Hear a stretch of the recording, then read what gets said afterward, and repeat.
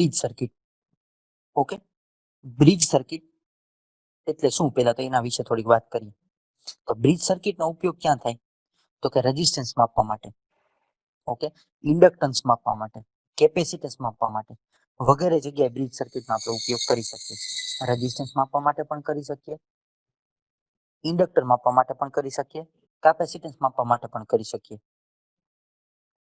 તો આ બ્રિજ સર્કિટમાં હોય છે શું, આ બ્રિજ સર્કિટમાં 4 અવરોધ હોય.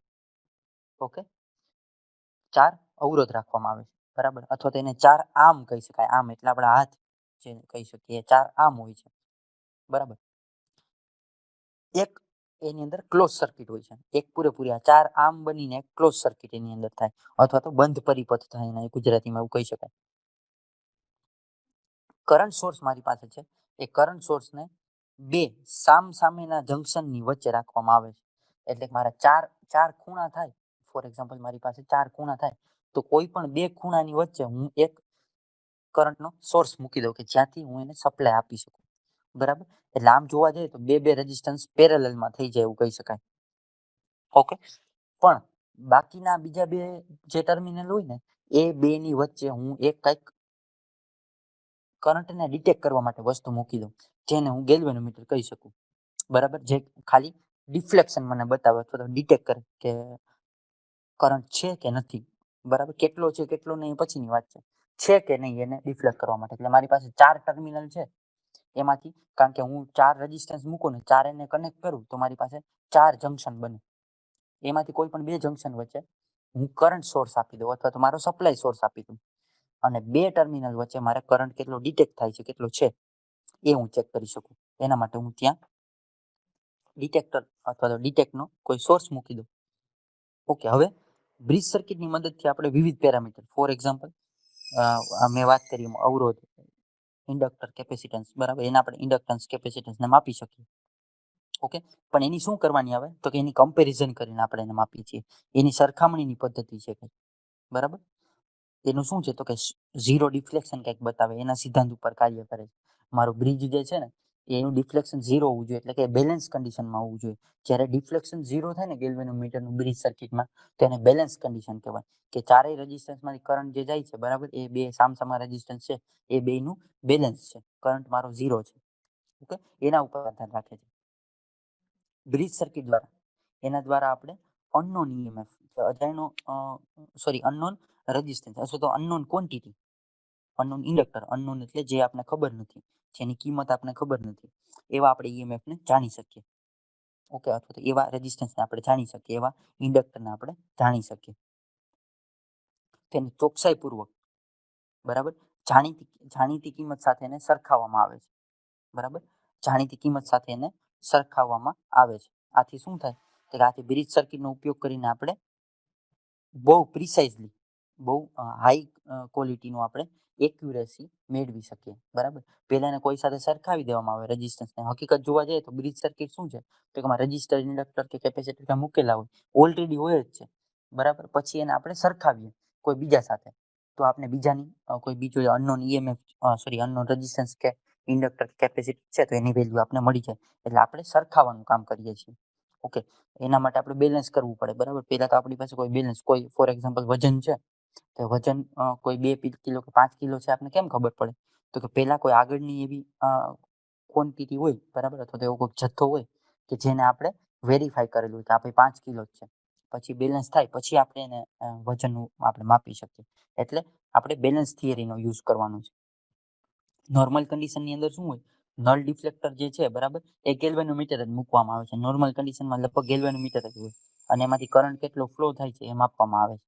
ઓકે, જ્યારે કરંટ 0 થાય ત્યારે એને બેલેન્સ કન્ડિશન કહી શકાય. ઓકે, એના માટે સૂત્ર પણ છે, 4 આર્મ વચ્ચેનું એક આપણે રિલેશન છે, એના સૂત્ર છે, આગળ ઉપર આપણે જ્યારે જોશું ત્યારે આપણે ખબર પડશે. તો આપણે બ્રિજનું ક્લાસિફિકેશન કરી શકાય. ઓકે, બ્રિજનું ક્લાસિફિકેશન કરી શકાય. ઓકે, તો સૌથી પહેલા ડીસી બ્રિજ, સૌથી પહેલું ક્લાસિફિકેશન છે એનું ડીસી બ્રિજ. તો ડીસી બ્રિજની અંદર, ડીસી બ્રિજ એનો મિનિંગ જ એવો, એમાં જે આપણે સપ્લાય આપશું, બરાબર, એ કેવો સપ્લાય હશે, તો કે ડીસી સપ્લાય હશે. That is why the name is DC bridge. DC બ્રિજની અંદર આપણી પાસે 2 બ્રિજ છે, એક તો વ્હીટસ્ટોન બ્રિજ છે, and the second one is kelvin bridge. અથવા તો કેલ્વિન્સ ડબલ બ્રિજ એવું કહી શકાય. ઓકે, વ્હીટસ્ટોન બ્રિજ અને બીજો કેલ્વિન બ્રિજ, આ બે પ્રકારના બ્રિજ છે ડીસી બ્રિજની અંદર. બ્રિજ સર્કિટ હવે આપણે આગળ ઉપર જે જોવાનું છે પૂરા ચેપ્ટરમાં બ્રિજ સર્કિટ છે, તો બ્રિજ સર્કિટ કઈ રીતે બને છે એના વિશે આપણે અભ્યાસ કરશું. Okay, so Wheatstone bridge and second one is Kelvin's double bridge અથવા કેલ્વિન્સ બ્રિજ. એ ડીસી બ્રિજ છે. એવી રીતે આપણી પાસે એસી સપ્લાયના પણ બ્રિજ છે. ઓકે, ડીસી ની અંદર આપણી પાસે બ્રિજ છે કેવું છે, તો કે ડીસી ની અંદર બ્રિજ છે વ્હીટસ્ટોન બ્રિજ અને કેલ્વિન્સ ડબલ બ્રિજ કે જેમાં આપણે સપ્લાય ડીસી આપશું. Okay, now next one is AC bridge.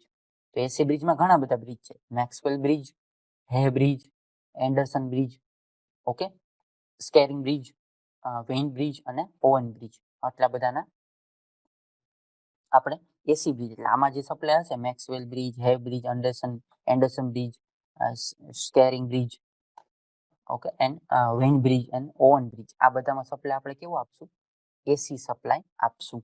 બરાબર, એટલે કે અલ્ટરનેટિંગ કરંટ વાળો સપ્લાય આપણે એમાં આપશું. બરાબર, એનો આપણે યુઝ કરવાનો છે. પણ એ પહેલા આપણે બ્રિજ ચાલુ કરતા પહેલા બ્રિજ સર્કિટના થોડાક ફાયદા છે, થોડાક એડવાન્ટેજીસ છે, એ શું છે એના વિશે આપણે થોડી ચર્ચા કરી લઈએ. Okay, so advantages of bridge circuit. Okay, so balance equation not depends on source impedance. સોર્સનો પોતાનો કંઈક ઇમ્પિડન્સ હોય. ઇમ્પિડન્સ એટલે શું, inductor plus resistance. Okay, inductor plus resistance that means impedance, અથવા તો inductor plus resistance plus capacitance. Okay, or resistance plus capacitance, આ બધાને આપણે ઇમ્પિડન્સ કહી શકીએ, જેને ઝેડ થી દર્શાવીએ. તો આપણું જે ઇક્વેશન છે ને, ઇક્વેશન એ બેલેન્સ બ્રિજ અથવા તો બેલેન્સ ઇક્વેશન જે છે, જે મને લાસ્ટમાં ઇક્વેશન મળે, એ સોર્સના ઇમ્પિડન્સ ઉપર ડિપેન્ડ કરતું નથી. આ સૌથી મોટો સારો ફાયદો. એના માટે that is why the accuracy is very good. Okay, કારણ કે અજાણી રાશિની કિંમત છે જે છે એ કિંમતને આપણે જાણીતી રાશિ સાથે સરખાવીએ છીએ, એટલે આપણે એક્યુરેસી ખૂબ સારી મળે, ખૂબ વધારે મળે બેલેન્સ બ્રિજમાં અથવા તો બ્રિજ સર્કિટમાં. Then balance condition remains unchange. Balance condition એકવાર આપણે કરી લીધી ને પછી અનચેન્જ, એને ચેન્જ કરવાની જરૂર પડતી નથી અથવા તો ચેન્જ થતો નથી, એ અનચેન્જ રહે છે. બરાબર, એને આપણે ચેન્જ કરવાની જરૂર પડતી નથી. ઓકે, સો બેલેન્સ કન્ડિશનમાં જ મારું બ્રિજ હોય છે. Can accuracy not depends on source voltage.